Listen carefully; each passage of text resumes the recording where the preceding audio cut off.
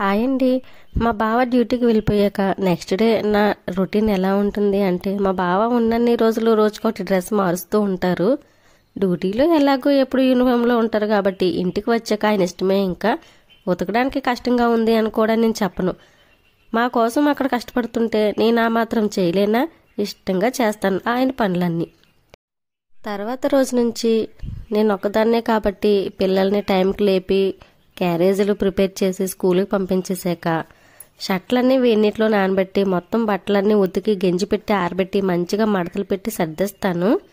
చెప్పులు షూలు కూడా ఉతికేస్తాను. అవి ఆరిపోయాక వాటిని కూడా ఒక కవర్లో పెట్టేస్తాను. ఇన్ని రోజులు ఆయనతో పాటు నేను పిల్లలు కలిసి బండి మీద తిరుగుతాము. మరి బండి సంగతి ఏంటి? దాన్ని కూడా ఒక దగ్గర పెట్టేసి ఎండ నుంచి వర్షం నుంచి కాపాడటానికి కవర్ కప్పుతాను. మళ్ళీ మా బావ ఎప్పుడు వస్తారు, ఎప్పుడు బండి మీద తిరుగుతాము అని మనసులో బాధపడుతూ పనులన్నీ చేసేస్తాను.